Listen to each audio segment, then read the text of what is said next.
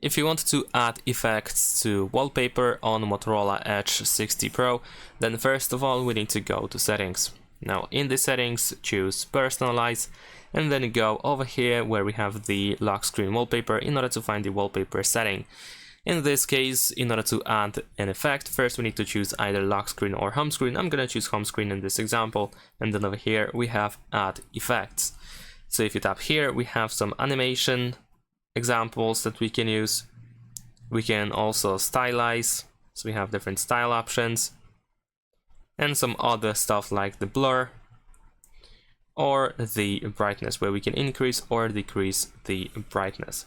And then once you are done with the changes, you can simply press set over here. Besides that, sometimes over here in the top right corner we have some additional options, like this one over here for example, and then we can press set.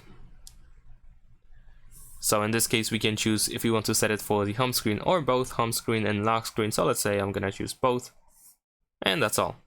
Thanks for watching, leave a like and subscribe.